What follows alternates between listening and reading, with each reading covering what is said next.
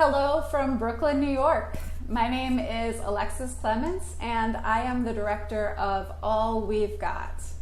I am thrilled to have this film be part of the 20th Korea Queer Film Festival, not just because it is a chance to bring the film to new audiences, but also because it's a chance to be part of a conversation this film festival has been working to build for 20 years now.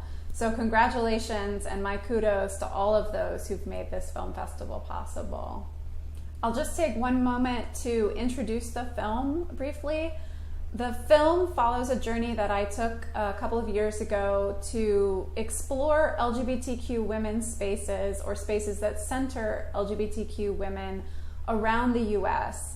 I decided to make the film at a time when many of these spaces were closing here. And I wanted to better understand why the spaces that were staying open had managed to do so, particularly when there were so many factors impacting spaces that were closing. So what you'll see is me exploring spaces across the country and talking to the people who have made those spaces happen, whether it be the founders or people who are working to maintain the spaces today, or some combination of the two. And I hope you really enjoy these stories. I learned an enormous amount on this journey, not just about how these spaces survive, but also the complexities of these spaces and who participates in them, and the motivations that people had in creating them. But it also, I just found it to be an incredibly exciting and joyful and rich experience. So I hope you get to experience just a little bit of that while you watch. I'd like to take a minute to try to address a couple of the questions that the festival programmers sent my way. And one of the first questions they sent me was, what inspired you to make the film? The truth is that there were many different motivations for me in making this film, and a lot of them didn't even become apparent until I was actually in the process of making the film. But one of the key things that motivated me was simply to access and better understand these spaces. Even though a lot of these spaces have websites and are present on social media, the reality is they still are kind of hard to find. You know, around the time that I was first coming out, when you type the word lesbian into Google, the first results were invariably pornographic websites. And it took a lot of advocacy from LGBT communities to change that. So even something that we think of as being really easy, just search for it on the internet, is not that easy all the time when it comes to finding queer women's communities and spaces. So I used my networks, my queer networks, to learn about these spaces across the US. I had the chance to travel to about 10 or 12 different places, and I also interviewed individuals about additional spaces. Obviously, not everything made it into the film. It wasn't possible to include everything, but an enormous amounts of the things that I learned along the process are touched on in the film that resonate with some of those other spaces. Another question that the festival programmers asked me was about history and about the importance of history in this film and in these spaces. And that actually touches on another of my motivations in making this project. Prior to making this film, I had started volunteering at the Lesbian History Archives, which is located here in Brooklyn, New York. And in accessing that history and starting to read the stories, it became very clear to me how much history there is and how hard it is to find that history. And certainly in the US, and my impression is that it's true elsewhere, there's not a lot of media made by and for queer women. A lot of the media that we have about queer women is often like a little chapter in a larger study of something. It's not often written by queer women, or the stories that are written by queer women don't get published or created as films. That's obviously changing quite a bit. But for me, I knew that it was important to document these spaces because I knew how hard it was to find them, and B, that the histories of these spaces were so obscure and so hard to find. Not because they aren't important, but because they literally aren't present in the larger culture. So the part of the reason why there is so much history contained in the film, even though I don't think of it as a historical film, I think of it more as something talking about the present, but I wanted to get that history in there, and specifically a history that tracks LGBTQ women's involvements in politics and in creating space, because it is so hard to find that history. And you know, having said that and speaking to an audience of people involved in a film festival, it's always thrilling to see more films come out in these festivals and more work. And I just want to say, like, keep going, that we should all just keep making more media, because my film is only one version of this story, and there's many, many versions of this story and many lessons to learn, not only here in the US, but obviously also in places like South Korea and every other country in the world. Another question that the festival programmers wanted me to address is the question of who participates in these spaces, and questions about inclusion of different people and different identities in these spaces. And I want to think about that in a couple of ways. The first is to say that already from beginning this project, I knew that I had to think critically about how I describe the spaces that are in the film. In my experience, and in reading about the histories extensively and interviewing people extensively, I found that it's often the case, the vast majority of the time, it's the case that spaces that have been dubbed lesbian spaces actually have quite an array of different people participating in those spaces. And that goes back decades. That's not a new thing. You know, in fact, if you look at a lot of the histories, you find that people felt that they had to conform to certain kinds of ideas around lesbian identity, even though that didn't really fit for them, simply because that was the only way to access those spaces.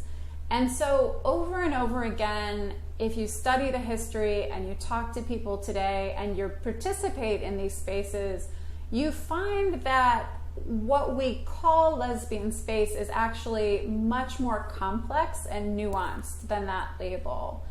And that is part of the why I describe the film as being about LGBTQ women's spaces, or spaces that center LGBTQ women, because quite often that's the reality of what's happening in these spaces, regardless of how they identify themselves publicly or how other people identify them. And that just hints at some of the complexity of these spaces in general, and some of the questions around inclusion. You know, one of the things I've ended up saying a lot in Q&As after the film is that there is no such thing as a lesbian community. There is no such thing as a trans community. There is no such thing as a Black community, and on and on and on. And the reason I say that is because these labels are too broad. They're far too broad. We are far too complex. We don't agree with each other, and we never did. You know, this is the other thing, you know, reflecting again on the question of history that I addressed before. A lot of times in the present, I find, especially with my elders, and not all of them, but some of my elders, I find a tendency to want to view the past as a time when everybody was in agreement and everybody felt the same about what lesbian identity, for instance, might have meant. And if you dig into that a little bit, you find that it's not really the case. Again, like, you know, I'll even give a very famous example. Audre Lorde, in Audre Lorde's autobiography, Zami, you find numerous stories of her talking about her internal conflict and community conflict around who was participating in the spaces that were being dubbed lesbian. You know, often she's talking about the exclusion of Black and brown people in these spaces. But if you read other stories of other people, you see this over and over again. There was no time in the past where everybody who wanted to identify as lesbian had a space where everybody felt good together and agreed with each other and lived happily ever after. It wasn't the case then, and it's not the case now. And I say that in order to push against people who use a narrative of agreement and cohesion as a way to explain why they want to exclude trans women or trans folks and non-binary folks from spaces that do center LGBTQ women's experiences. You know, every case is unique and nuanced, and the reasons why people gather are unique and nuanced to a certain extent. But when people use the false narrative or the false history of cohesion and group identity as the reason why they need to perpetuate a space that is exclusive of trans women, I find over and over again that those reasons that they're giving they don't really hold up to scrutiny. There's not a lot of basis for those ideas in history. And so I haven't found a perfect way to address this. It does tend to fall across generational lines, although even that is not entirely true. There are people from across generations who are conflicted about trans inclusion. But one of the things that I found incredibly interesting in making this film is that the reasons why people want these spaces to exist haven't changed, and it doesn't differ that much across identities. You know, some of the conversations that I was having with the women who are part of the Trans Ladies Picnics sound just like the kinds of conversations that I watch in historical footage of the 70s, when lesbians were fighting for space against a sort of white feminist community that refused to include them. So if you look at it with a generous and sort of expansive view, these things are part of a natural cycle and extension of the legacies of LGBT activism that's been going on for decades. One thing that I always reflect on is that self-invention is key to LGBTQ activism from the beginning.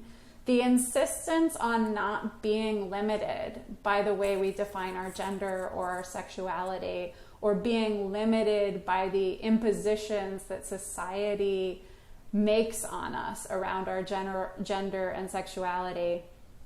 Self-invention and creating these identities was part of the game from the very beginning, and that's only continuing. And I think it's exciting and thrilling, and it's an extension of the work that was done and continues to be done. It's not either or. It's not one of the things that you see a lot is a sort of scarcity mentality. The idea that if we let more people in, I will lose something because my piece of the pie will be smaller. And that's just not the case. You know, scarcity mentalities are the product of things like capitalism, which do create this manifestation of a zero-sum game. But as activists, as people thinking critically about the way we live, we can push against that sort of internalized capitalism and internalized notion of scarcity and say, actually, no, there's room for everybody. There was room for us in the 1970s when we were inventing ourselves and inventing spaces and building ourselves into existence. And there is room for people who want to build new communities centering different identities or merge these different identities together. So that's a mashup of a lot of different thoughts. I think this is an issue that will continue to be with us because it gets at the core of some very challenging realities across generations. But I think if we really reflect on the history and we resist scarcity mentalities, we can actually see that opening up space and having an attitude of generosity is actually part of the goal of the activism that has been going on for decades. You know, it's painful to me to see spaces act like the straight spaces that used to be exclusive of queer people. And I think if you think about it in that frame, like resisting the histories of exclusion and thinking always of opening up possibilities and opening up the chance to invent ourselves, that is the most important and exciting legacy that we have that brings us together, I think, as queer activists. Even though we are wildly different and fighting in many different ways for different things, but I think that is one thing that does unite our activism in a really exciting way. So it's just a few thoughts. Hopefully at some point I'll be able to be in conversation with people about this because it's hard to just have a one-sided conversation on such a complex and complicated topic. But I really appreciate the chance to speak with all of you, and I please get in touch. There's a contact form on the website, allwe'vegot.org. Please send me your thoughts. I would love to hear from you, and I would love to know more about what's happening in your communities. One of the most exciting things about sharing this film has been learning about the different communities and the different challenges people are encountering in their homes. So I look forward to hearing from you.